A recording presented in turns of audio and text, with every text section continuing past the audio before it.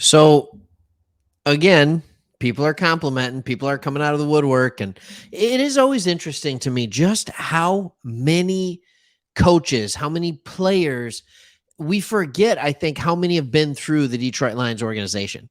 There's been great names, there's been not so great names, and everywhere in between names. And lately, Mike Martz. Anybody remember him? Little history check for you. Mike Martz was our offensive coordinator in 2006 and 2007.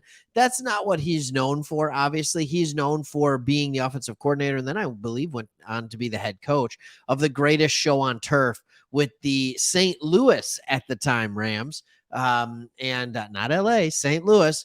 And he went and he started gushing over one of the Detroit Lions' newest acquisitions, rookie running back Jahmyr Gibbs. He was gushing over him. And here's what he kind of talked about. Um, I think it was on a podcast or this thing called like the 33rd Man or something like that. But anyways, here's what he said.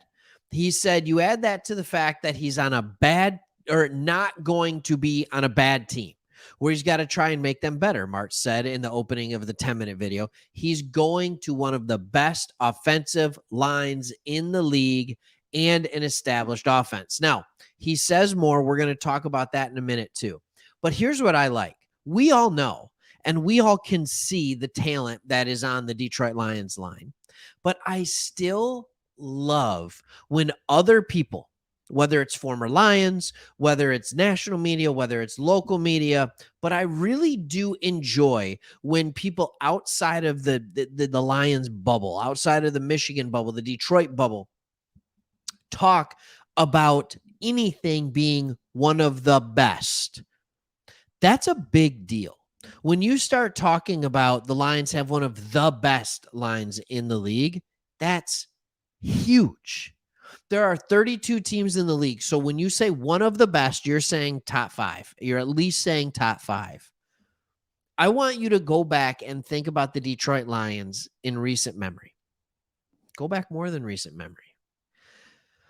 When was the last time the Lions had one of the best position groups, period? I think maybe in the, like 2014-ish range when we had Sue and Fairley, and I think it was Cliff Averill on the defensive line, maybe. Yep, that could be there. Around a similar time, you could argue that we had one of the best wide receiver rooms just because Calvin Johnson was there.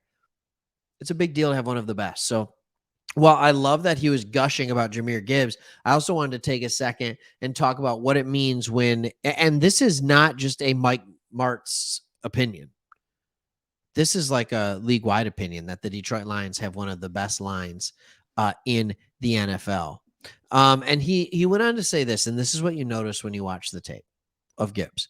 He said one of the things that is really remarkable about him too is once he gets up into the scene, he has the ability to get into gear within 2 or 3 steps.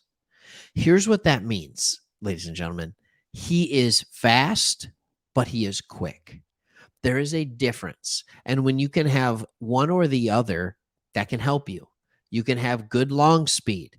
You can have good short burst. But when you are both quick and fast, that is when you have a totally different game. And that's what Jahmyr Gibbs does. He has the ability to put the foot in the ground, accelerate, get to top speed very quickly. And then his top speed is one that almost nobody can touch.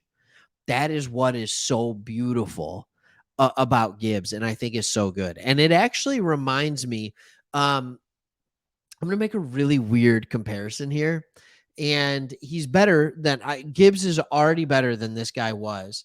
I believe he came out of Cal, and that is Javid Best. If we're going off former Detroit Lions, you want to talk about guys where it's like, hey, we want him to be a threat in multiple areas, but we want that home run speed.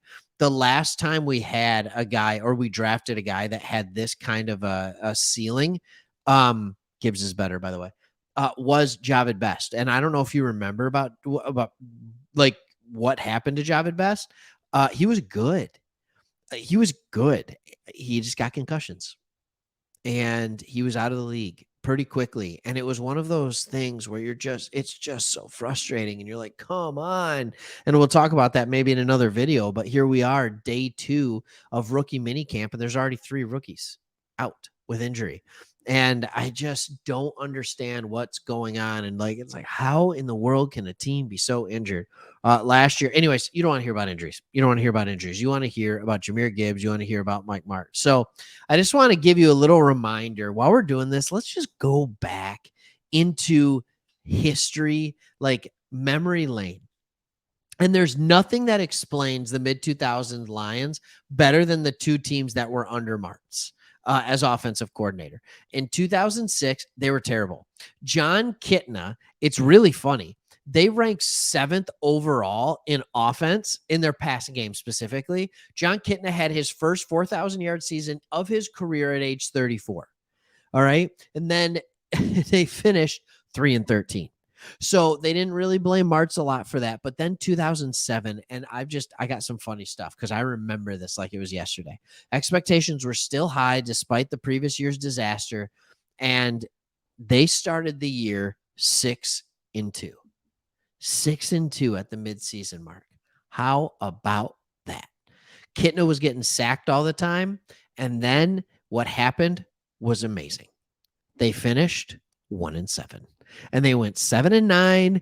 They missed the playoffs. People started complaining about the pass-heavy system. And that was it, folks. But here's what I remember about John Kitna. I don't know if anybody remembers him. First off, believer, loved the Lord, converted a bunch of people to Jesus while he was on the team. But he would be one of the league's best quarterbacks for the first 3 quarters of every game. Oh my goodness. I think he played for the Bengals before us or after us, but he would be one of the league's best quarterbacks under Martz. It was a good system. And then it was like somebody hit the idiot button. And I remember during the 4th quarter, it was so rough. It was so hard to watch because he was playing so well. And you just knew he was going to fumble it. You knew he was going to mess it up. And you're just like, no. Here comes the 4th quarter. I don't know if anybody else remembers that about John Kitna. Just so unique watching him play football. And remember, he did that impassioned speech about how the Lions are going to win the NFC. And if you have to believe it. And this is a team that is full of overcomers and they're up and coming. And like, he was so excited, but he just couldn't get over himself. And part of that, I think now looking back on it, at the time, I just blamed John Kitna. I think now looking back, there has to be a realization that Mike Martz was one-dimensional and he put everything on Kitna's shoulders, and teams would just adjust. It's really that simple. Teams would adjust, and we didn't have a counterpunch. We didn't have a counterpunch. So I don't know. The little run into history lane there, kind of fun to think about, and that was pre-Matt Stafford. Yeah, there you go. There is a world pre-Matt Stafford for the Detroit Lions. Hey, hope you enjoyed the video. Jahmyr Gibbs is going to be good. Let's hope he stays healthy. He's already hurt in minicamp, but let's hope he stays healthy. And hit a comment below. Let me know your memories of John Kitna. Be nice to him. He's a very good man. And also hit that subscribe button. Why not? Maybe even become a member of the channel. See you on the next one.